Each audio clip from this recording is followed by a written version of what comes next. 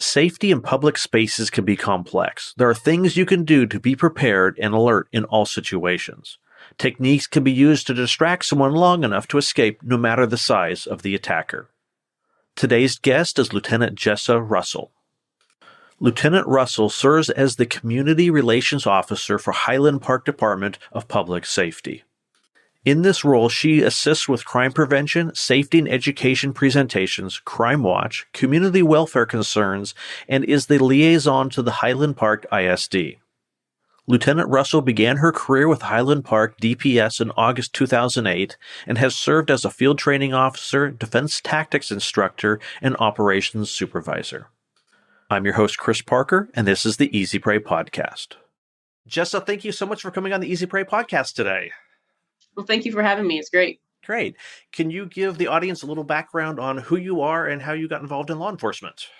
So my name's Jessa Russell, as you said, and I work in Highland Park, Texas, which is a small agency near Dallas.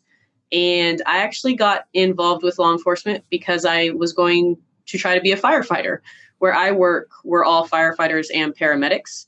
And a friend told me about this department that was hiring, and I'm always up for a challenge. So I decided to go ahead and do the interview. And I mean, I got lucky. As a lot of people that get in fire or police service, you have to try a lot of times. And they accepted me, and I took off and loved being here. So I've now been here 13 years. And when I originally started, a funny story, the chief brought me in when he hired me. And we're a small department, so there's a bunch of movement. And he said, what are your aspirations in regards to how do you want to be chief or how you want to be a supervisor? And at that time, I loved coaching. So I liked being able to teach people things. And I said, well, if anything, I'll be an FTO maybe, but I don't have any desire to take on all the leadership roles. And he was like, okay, that's good. And then, 11 years later, I'm a lieutenant. So it's definitely one of those I've definitely learned to, keep yourself prepared for what's to come and always be trying to excel. And that way, if this opportunity arises and you want to go for it, then you're prepared to do that. And was that the point where you decided to public information and community relations? That was another one of those where the opportunity arose, and I like to challenge myself and I want to learn new things. So I went for it, and now that's where I am for the past about 4 months. And now the community relations officer / public information officer. So it's a different ball game than going and actually answering all the calls and showing up to people's emergencies. Now I'm on the back end and making sure that people, one, know about them, and two, how do we help alleviate them from occurring if possible? So I give out a lot of educational items. That's awesome. So let's talk about that of what are the common things that it's situations that people get themselves in, and what were ways they could have gotten themselves out of it before it ever happened, and what happens after they do get themselves in a situation. So I think every agency has a little bit different norms, right? Some agencies, it has a lot more of their violence comes from domestic violence. It comes from whether domestic violence being spouse and husband or just family in general. And with our agency, it's more outsiders that come into town and trying to steal something or something like that, or it's people that get drunk. So my number one thing is, if you're going to drink alcohol, probably pay attention to your emotion before you start drinking, because most people, whatever their emotion is before they start drinking, it just escalates. Mm-hmm. And so my other suggestion is, when you're with somebody and it's one of those where you can see maybe that the escalation is going, try to do a de-escalation of, hey, maybe we should slow down, or maybe I'm ready to go home or whatnot. And if they're not having it, then sometimes, unfortunately, that person is not your responsibility, or maybe you need to call in other resources to help deal with that before the fight happens. Yeah. And that's hard because, especially if both people are drinking, emotions are hard, whether you're sober or drunk. So. And the alcohol doesn't help. No. But the other incidences where people get themselves in trouble is have you heard of jugging? In Texas? I don't know if you guys use the same term. I think the terminology is vaguely familiar, but let's pretend that I don't know what it means. Okay. So in Texas, at least, jugging is referred to when someone is going to the bank. A lot of times they will take out, especially if they are like owners of a business or are part of a business, they'll take out a large sum of money. If they do a lot of just contract work, sometimes they'll go cash big checks. And so what happens is somebody is on the lookout for these people, and they're paying attention to when they're inside the store or inside the bank. They walk out, they follow them in a car wherever they go. That person gets out at their next stop, and sure enough, they come back and their window's smashed, and whatever bag they had, they paying attention that they know where you put that bag. Typically, they almost go, within seconds, they're paying attention to where you seem to have stuck it. Mm-hmm. So we always recommend for people, especially anytime going to the bank, but especially if you're getting a large sum of money, to pay attention when you're leaving.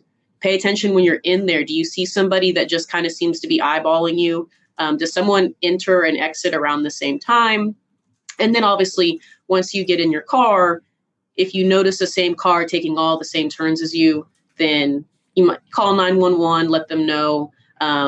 Just change your route, and that'll make it where you can even be more suspicious. Mm-hmm. If you all of a sudden you're going north and you decide, oh, nope, I'm going to turn around and go south, and they go south with you, that's not the norm. So that's one thing, at least in our city, we've seen lately. Is that the sort of thing where you'd recommend a person just drive to the police station if you think you're being followed? If there's one local, yes. If there's not one that's that local, then definitely call 911.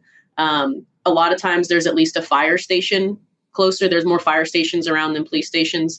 Not that the firefighters are going to come out and, have a gun to help save or anything like that. But a lot of times just a public place helps kind of scare people away. Don't get out of your car, especially if you stop and they stop behind you, then decide. I can't say every situation is the same, but obviously maybe you want to keep driving then and just keep on the line with 911 and let them know where you're going. Yeah. There's never a exact right answer for any of these situations. Yeah. But the hope is to identify it before either you get jumped or before they break into your car and try to mitigate the issue then. So it's like, yes. Watching out for that person who's lingering in the parking lot outside the bank. Yes. Typically, at least where we are, the incidents we've found, they are doing this in a nonviolent way, in the sense that they're not typically running up and trying to actually assault the person. Mm-hmm. They literally just want the quick cash and the smash and grab type thing. More opportunistic. Yes. I know we see that out where I am more with people coming out of high-end shopping malls. That was going to be my next thing, especially with, Thanksgiving, Christmas, all that stuff's coming up. They tend to figure out if you've got a bunch of bags, especially if you're coming from a high-end shopping center. Again, it's all about paying attention to what's around you and having a concept that you have to have some spidey senses. Mm-hmm. What's funny is I'm an officer now, but I've always, and I still have a little bit, you'll never get rid of it from me, but the world is overall a good place. Mm-hmm. And I think that's a positive attitude. I never want to lose that. But at the same time, you need to have a little bit of skepticism that the world is a good place, but there's bad people in it. Yeah. So with coming out of the shopping malls, I know some people will they can only carry so much stuff at once. So they come out to their car, drop stuff off and go mm-hmm. back inside. To me, that's well, you've just now told the person who's watching you, I'm going to be gone for another hour shopping. Should you move your car to a different parking spot or the other side of the mall? That is a really good idea. Again, it's going to be situational. Do you truly see somebody out there that seems to be lingering? And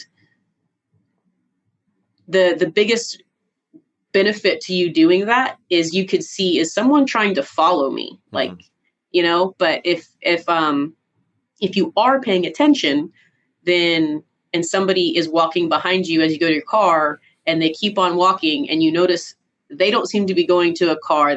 You can typically tell if someone kind of has an aimless walk, then for sure I would move my car. And then I would even contemplate, maybe I should come back for another trip another day. Because even just moving your car, if they're really that savvy, they'll probably see where you go and then just realize your car is somewhere else. Yeah. Particularly if it's a smaller mall where you can see the entire parking lot from one spot. Yes. So, but I love the thought. Where I am, there's a big mall where it would probably take you a half an hour to walk around the outside parking lot. So you could very easily move it to the other side of the building and no one would notice. That makes sense. Yes. I don't have a big shopping mall that I go to like that. There's something positive to be said for small communities and the family feel that you don't get in major metropolitan areas. Yes. Yes. So what are some of the other places where people need to have that situational awareness? Definitely bars, not just because of drunks, but just in general, like restaurant bars, that type of thing.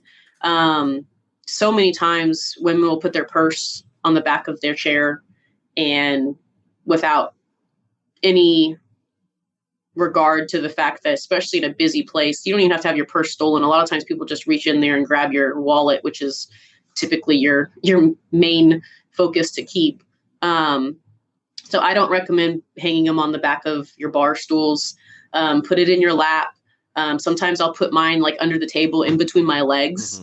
And partly I do that because if it's in between my legs, I'm not going to walk off without it because I'll like feel it when I get up. But I definitely, I'm even as far as if I'm going to the bathroom, I'll let the party that I'm with, I'll say, hey, my purse is wherever I've put it. And I'll make sure they keep an eye on it too. Because especially if they didn't bring it in, even if you're with a bunch of women, you get your own little world and, you've got your stuff and you might not pay attention. So, but typically there's, depending on where you are, I would imagine for you guys just walking along the beach, like y'all have your paths. That's just, I would imagine, I'm not sure, but knowing where we are, just people going out for walks. Lately, they've had their cell phones stolen from them, and they're just in a neighborhood going for a walk, and someone comes up behind them, rips their cell phone out of their hand, and takes off. Just when you're out and about in public, unfortunately, this day and age, you really do have to, again, be aware of your surroundings. I don't run or work out with headphones or music. I kind of like to zone out on my own. But always use just one earbud if you're going to be working out or just going for a walk. If you can, then even with your cell phone, if you could keep it in your pocket where it's not such easy access, I would do that. And again, it's one of those where think about, have I seen this person walk past me a few times? Like, is that normal? Maybe you're in a strip mall that's kind of normal where they have different stores they're going to, who knows? But if you're in the middle of a walk in the neighborhood or along the beach and they walk past you 3 few times, that might not be normal. And so everyone has spidey senses. And especially for women, I like to say to make sure you pay attention to those spidey senses. Don't deflect them because you're trying to be that nice person. I teach a class for women that's directly related for self-defense. It's a lot of situational things, and then we do some hands-on, like how to actually punch and just get some distracting techniques. But there was one lady I spoke to, and she was talking about how a homeless person kept bothering her about giving her some change, or he wanted her to give him change. And she said, no, I don't have anything, thank you. And he kept following her, and he ended up eventually reaching out and grabbing her hand and trying to pull her and say, I know you have money, give me some money, because she was dressed really nicely. Even then she said, sir, please leave me alone, I don't have money, and just very, very polite. And I was like, at one point, you're going to have to decide for yourself, but you're going to have to be assertive. You don't have to be mean, but no one has the right to come up and touch you or grab you, no matter what the incident's going on. So the political correctness is sometimes going to hamper you if that's what you care about more than you care about your safety. Yeah. So I always try to tell the women when I am teaching that class, it's called RAD, but when I teach it, I like to tell them that you are going to be assertive and you get to be the one that's comfortable. If you make someone else uncomfortable because you're treating them, quotations, poorly or meanly, then that's going to be their problem. Yeah. If you're going home safe, then that's okay. Again, that's in parameters. You're not going to go cuss somebody out just because they whistled at you or something. Yeah. You know? There's an appropriate response. Yes. Yes. So we'll come back and talk a little bit more about the program that you're a part of. Any particular things about like parking structures? Like, to me, I've always, heard people say, always have your keys in your hand. My wife is one of those who, before she gets in her car, she'll always walk around the car and look in the back seat. Before she gets in a car, before she opens the door, she always checks to make sure the car is empty. Are there any other like parking lot tips? For sure, if you can park by lights, that's definitely recommended. The closer you are to the store, typically the better. And a lot of places now, whether it's your business or if it's a store, a lot of places have security officers.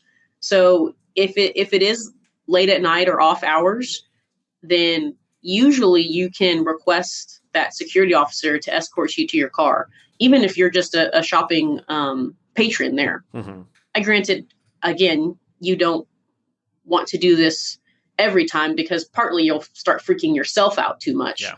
But if there was something that happened that caused you to be like, I don't feel right, take advantage of those types of opportunities. The whole keys in your hand, I don't oppose it, as long as you are knowing what to do. Mm-hmm. A lot of times there's the element of surprise because we always when we train, we like to say, like if we're doing building search, you're going to find somebody. So that's the mindset, so that when you find somebody, you're not surprised. Yeah. So if you're walking to your car and you're prepared for someone to jump out at you, then be prepared for someone to jump out you. And when they jump out, you don't scream and cower. You yell. There's a difference between yelling and screaming. Yeah. You yell and you hit them and then you get away. Mm-hmm. So it's a lot of mindset there. Yeah, because it wouldn't make sense to be carrying your keys. Someone jumps out, you get startled, and you drop the keys. Now, yes. Now you can't get to your car without stopping to get to the keys. You have to. Yes. So I love the fact that people are diligent enough to check their vehicle. It's not a common crime that people get in and can, like if you leave your car unlocked, typically what's going to happen is if they get in, they're going to get in to steal something. They're typically not getting in to try to attack you later. But if you can have the sense of awareness to do that, there is no problem with that. I love it. Yeah.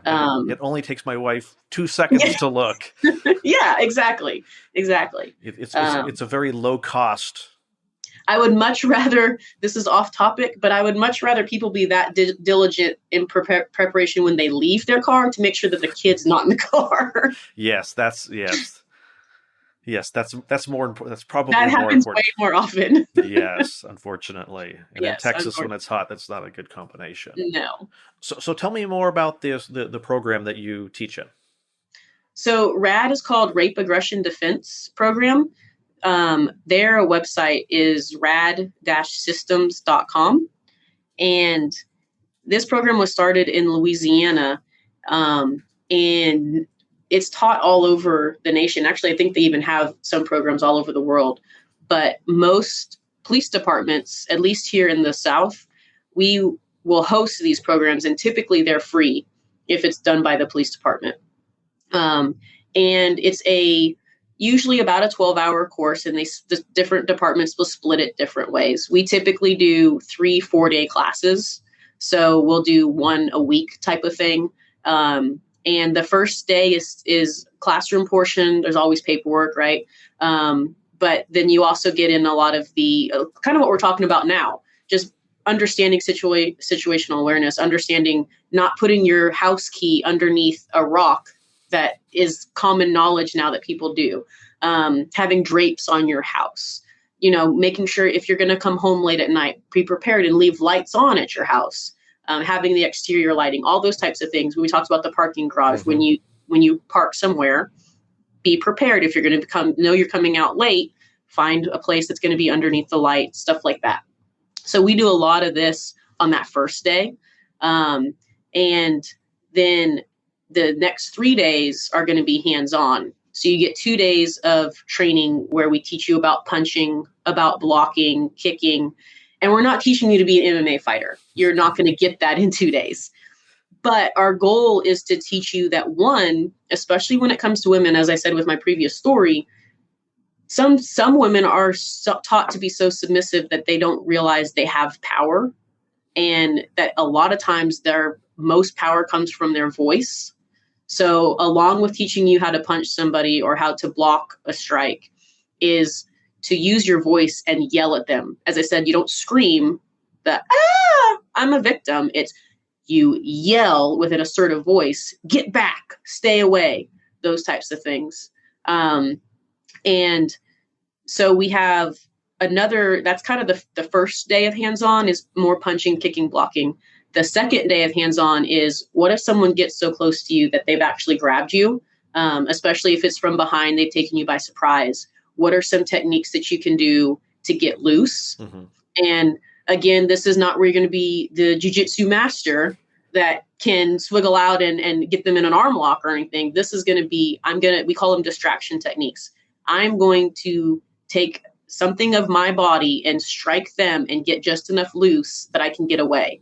That's the goal that we teach. The goal is to get away. Is that the stomp on someone's foot sort of maneuver? Stomp on someone's foot. Use the back of your head to headbutt them. Use your elbows. Those are wonderful.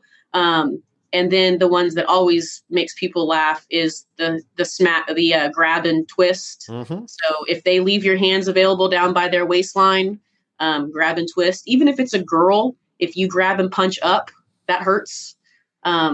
So we teach about striking points, obviously the groin is a good one, the kneecap, the tops of the shin. If you scrape someone's shin with the bottom of your foot, it does not feel good. Kicking the shin. The only thing I'd be careful about is I don't recommend kicking with your toe. Use the bottom of your foot to kick their shin. Those are sensitive areas. If you can see, if anything right in the sternum area is always a good one. You can knock the breath out of people. And this is called the palm heel. I don't really like to teach punching because it actually is easy to break your knuckles. Even experienced boxers break their knuckles because they just time it. People are moving, and whether or not you're the best puncher, you time it wrong and then you end up hurting your hand.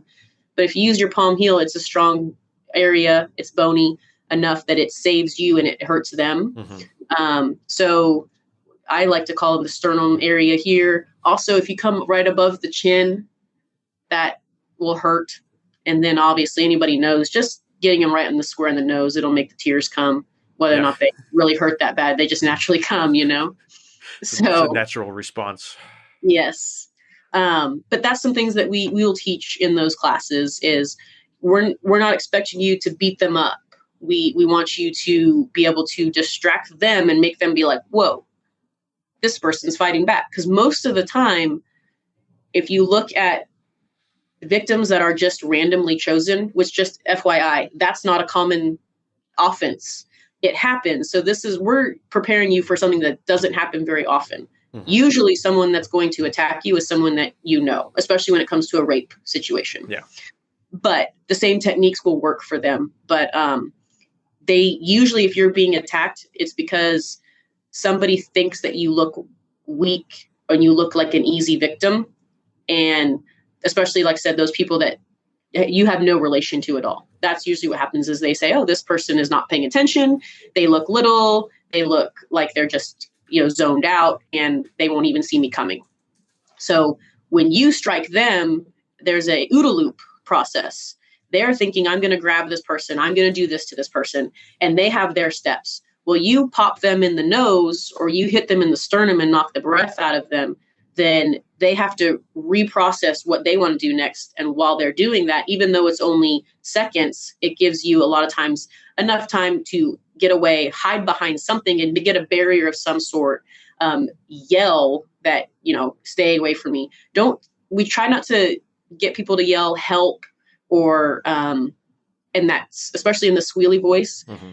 If you give someone an assertive voice and you're yelling at someone, stay away, get away, a lot of times that actually gets the attention of other adults in the area more often than a high-pitched squeal. One, a lot of people, for whatever reason, just don't pay attention to it. But two, a lot of times, especially if it is somewhat of an area where kids might be, they associate that with kid playing. Mm-hmm. So, but everybody associates with someone talking in a stern, mean, assertive voice, not even mean, but assertive voice that, hey, there's a problem over there. Yeah. If I hear someone yelling, get away from me, it's very clear to me as the listener that there's something happened that's very unwanted.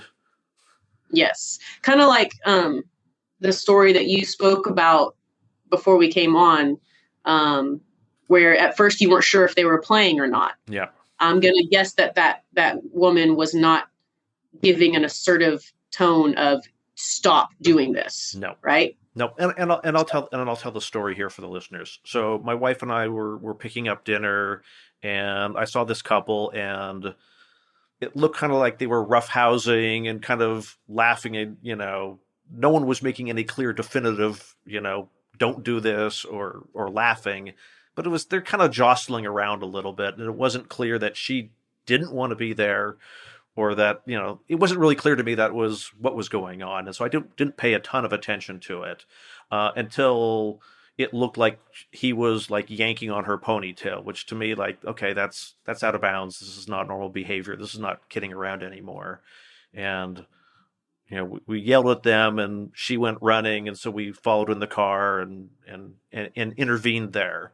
And so let's segue a little bit. We'll come back, but ended up calling law enforcement, calling 911, and in the moment, the police officer, there was a car associated with this couple, and so the police asked us, are there any car? Is there a car involved? And I said, oh yes, it's and they asked, well, like, what kind of car it is? I'm like, I don't know what it is. It was translucent. It was one of those cars. Southern California, people put weird wraps on their cars out here. And so depending on the light, it was blue, it was green, it was red. And so I said it was translucent. And the 911 operator said, what? And so I realized, okay, this is it's shiny. It's like shiny metal. And so it went on, and ultimately we intervened. Someone else intervened. No one had to physically get involved. The law enforcement came out, separated them, and addressed the situation. Don't know how it turned out, but it makes me wonder, as a bystander or a witness to a situation, what should I be doing to aid law enforcement? What should I be doing to aid the person in the situation and not make things worse? But also, if the perpetrator runs away, what should I be doing to help provide information to law enforcement, other than like trying to run them down with a car or something? I like the idea of following them in the car. If it's not, I don't want people to think when you say run them down, I don't to say let's not run people over. Yep. Unless you just saw them do something in a deadly force situation and you feel that that's what you have to do to make sure that doesn't happen again. But I do appreciate what you did for that female, in terms of you followed them, you got in your car, and you gave a barrier for that female. So there was a barrier with your car between her and that other person. So that's a wonderful thing. And then, as hard as it is, it takes training. And so really focus on, especially if they're running away, what are they wearing? But what's kind of unique is, what shoes do they have on? Because a lot of people that commit crimes will either they'll wear multiple clothings so that they can shed something and then they have a different clothing description on, or in general, they'll just start stripping. And then, when you find random clothing as we trail somebody. But that means they're going and finding clothes elsewhere. So typically people don't take their shoes off though and continue to run and hide. So if you can figure out, especially if they're like yellow or if they're plain white, if it's one of those where if you can give a description of shoes, a lot of times that actually helps more than just clothing. Hair length, facial hair, these types of features that aren't going to change within the next couple hours, typically, that's always helpful. Hair color, and then obviously any distinct tattoos. Again, those aren't going to change in the next few hours. The build is always helpful. And a lot of ways that most departments will describe that build are they slender? Are they average? Are they extra bulky in terms of muscular? And most people, we don't want to prompt too much because you don't want to put words in someone's mouth and like, oh yeah, that's it. And it's just because you're feeding them stuff. So a lot of times we want a witness to be able to describe this without too much prompting, just to make sure that we don't accidentally prompt them the wrong way. So, think about if you were to describe them as tall and lanky, short and stout, things like that. And obviously height is helpful. And as much as people don't want to say it these days, race is important. It's helpful for us to know if it was a Black, white, Hispanic, Middle Eastern, because those, again, that's not a feature that changes. So when we have some people that we've asked and they're like, they might have been Hispanic, and a video shows up and it's very obvious, but they are worried to say that because they don't want to be perceived as racist. And when we're asking, there's nothing involved more than description. What color? I mean, maybe it would be easier if people said what color was their skin. I mean, it's just that descriptive ability to be able to do a process of elimination if we see somebody walking down the street. And I'm trying to think, I don't remember if this happened in that conversation with law enforcement, but on, let's say, the TV shows that, how tall, what's their height and weight? I was like, I have no idea how tall someone is. But I think if someone had asked me, was he taller or shorter than the woman that he was interacting with? It'd be like, yes. Oh, I know he was definitely taller than her, or he was definitely shorter. Maybe in comparison to something else, height would work. But I don't know I can't tell you the difference between someone who's 5'9" and 5'10" or 11. It's at a distance. We wouldn't be able to use that per se. Now, it's one of those where if there's a distinct difference, then it's easier. If they're 6'2" versus someone that you can say is 5'7", I mean, you can distinct that. So, but again, the average people are obviously the hardest to describe because, again, they're average. And so that's when you get the best of, like I said, facial hair, clothing type, AKA shoes are helpful, like I said. And then did they have a weird limp when they ran? And this is a lot of times you're in the moment, and I get it. That's hard to really process. There's so much going on that your emotions and your adrenaline's already up. So, but those are, if you can process those are really helpful. If there was a car associated, can you try to get at least the first 3 letters of the license plate? I get it. Remember, we have 7. I don't know how many you guys have. But remembering all of them in a 5-second span, that's usually pretty difficult. Okay. I have to interrupt and tell a funny story. I was driving and came up on a light that was light was just turning yellow. It was downhill. And so it's kind of one of those, I could very easily go through the intersection and I'll get the very end of the yellow. But they had traffic cameras. And I was like, I don't want to risk it. So this whole thought process is taking a half a second or whatever. And I decide, I'm going to err on the side of stopping. So I stopped hard, and the guy behind me chose the opposite plan. Oh, no. And so he accelerated into the back of my truck. And so, it was a pretty good hit. I could look out the mirror and see, oh gosh, his car is pretty banged up. And so I don't want to have this discussion in the middle of the road. So I kind of point off to the side, and we go to the side. He drives past me. And I thought, well, this is a spot where there's no bicycle lane. There's no safe spot. And he was turning towards a parking lot. I thought, oh, okay, we'll just go to the parking lot. I'm good with that. And so we turn into the parking lot. He makes a U-turn, drives out and runs a red light and drives away. I'm like, oh, hit and run. He had personalized license plate. Oh, well, that's helpful. It's like, oh, hit and run with the personalized license plate was not good because it was very easy to remember. Yeah, and distinct damage, it sounds like. So they'll easily identify the car and be able to say, yeah. Yeah, they found him when someone else called 911 saying there's this kid in a car that's totally damaged and he's leaking fluids, and he's driven around the block 6 or 7 times now. He was scared. He didn't know what to do, and then he started to go home and realized, oh my gosh, the police are going to be waiting at my house. What do I do? What do I do? What do I do? All over $200 of damage to my truck.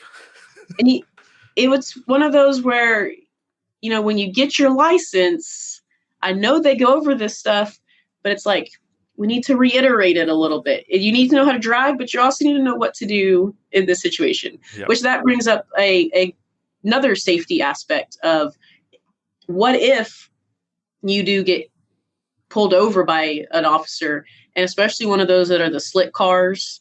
I know for a while here, it was a couple of years ago, but we had a imposter that we were trying to catch because he had outfitted his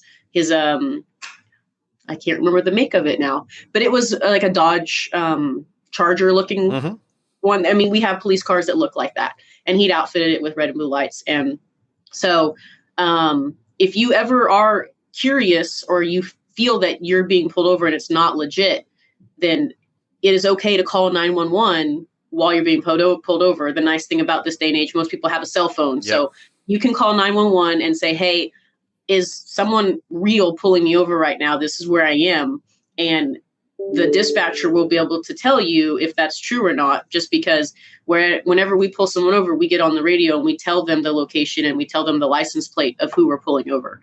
So that can give you some safety. And, you don't have to speed away. Don't do that because it make that officer more suspicious. But, put your flashers on, or at least drive a normal speed, start trying to get off to the side of the road, but you don't have to actually pull over if you don't feel safe. Now, granted, if it's miles long, that's going to be suspicious too, but you should have been able to get somebody on the phone by then. Yeah. So, and don't drive miles long and not be calling somebody. We've had incidents where that's gotten everybody in trouble. So, because everyone's suspicion goes up. Yeah. And I suppose if it's at night and you are stopping, just the good thing to do is to stop under a street light, even if it is a legitimate police officer. It just makes everybody happier, I assume. Yes. And try not to stop on bridges. We don't like that.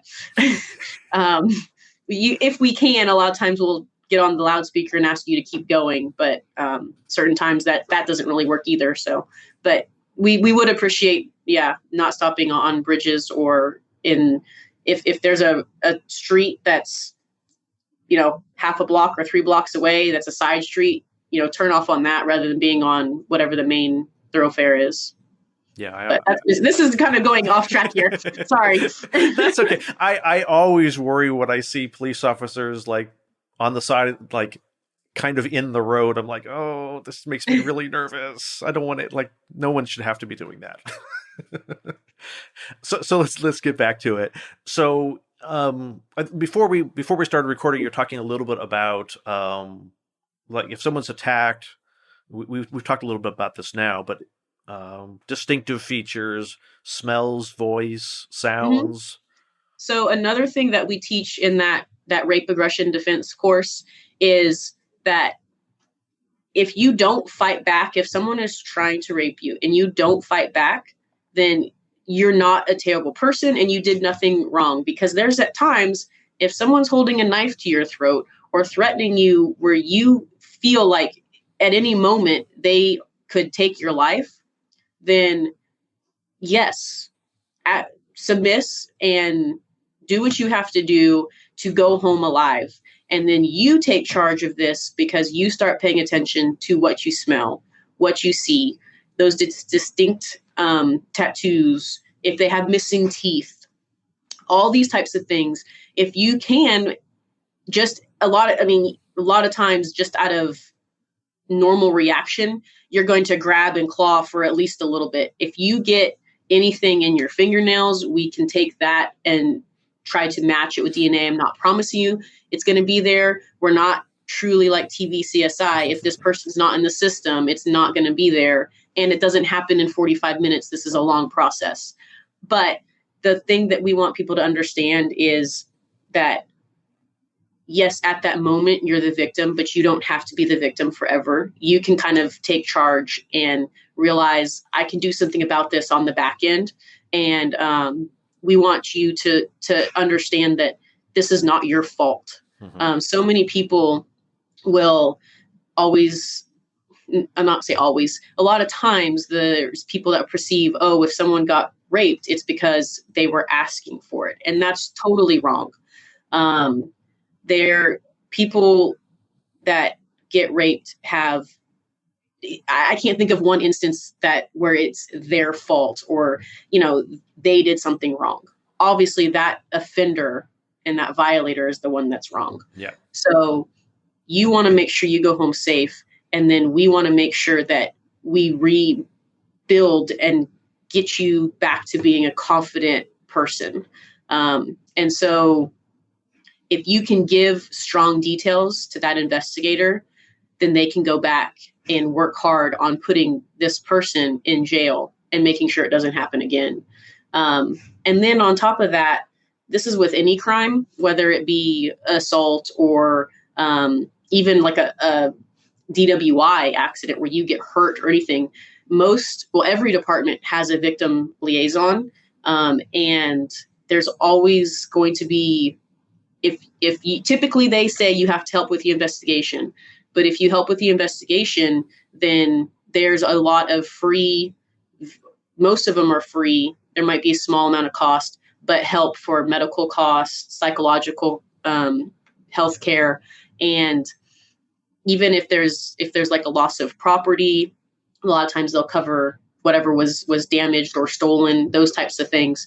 There's nonprofits that do this that aren't even associated with the police department, but the police departments will have those avenues to get you help. And don't be afraid to ask for that type of help. Don't be afraid to work with the police department. There's some people that don't report the crimes because they think there's no point. Or again, they'll say, well, it was kind of my fault. Like, especially if it was a person they knew, they'll say, well, I did this or that and I caused it. It doesn't matter. Even if you truly were the cause, if you gave them the don't do this and they stole from you or they hurt you in any way, well, they've committed a crime. Yeah.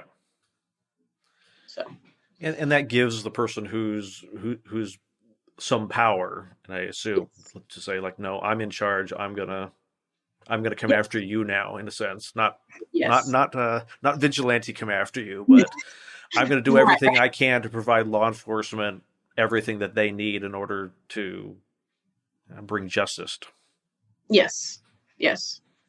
One other thing that I know for our area is really important to remind people, and it sounds so basic, but just in general, to protect yourself, make sure you lock your doors. And this is obviously property for your car, I know you hear it all the time, but lock your doors and put your stuff, if not in the house, at least not visible.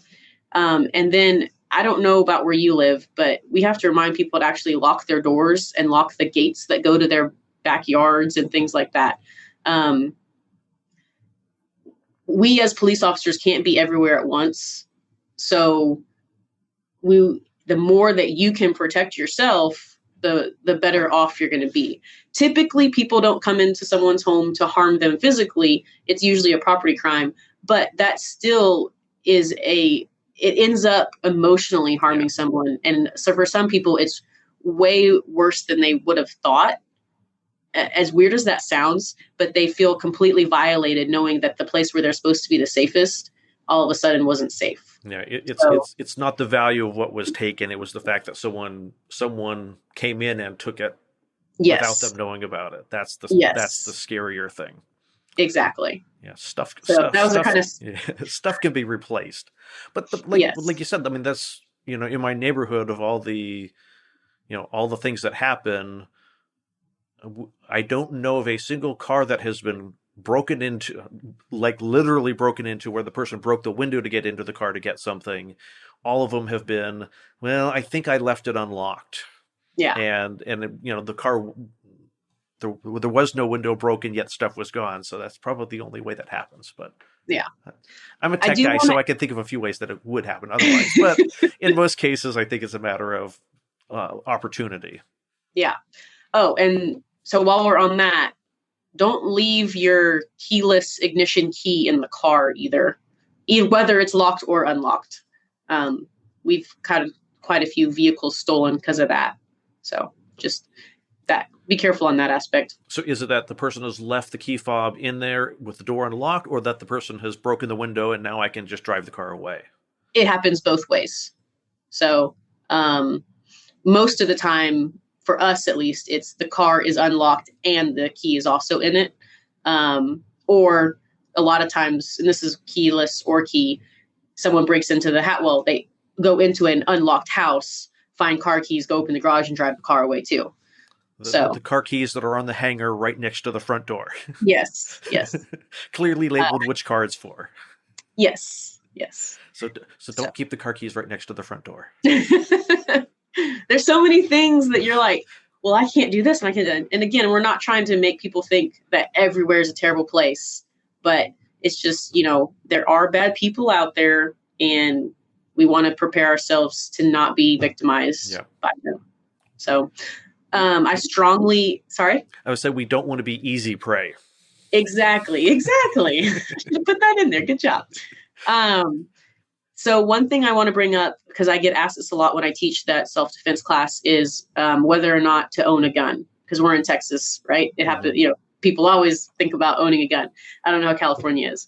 But in Texas, obviously, you can go get a gun, and now we just changed the law and you can open carry a gun. Mm-hmm.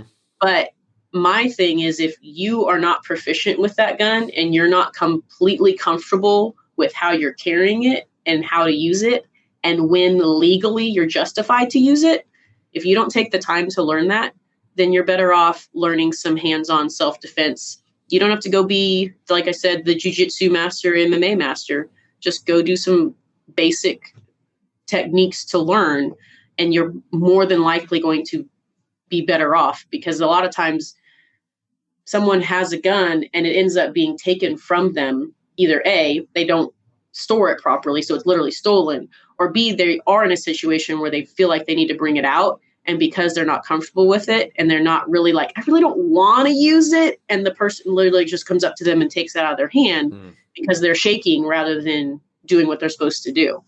So that's my recommendation on that.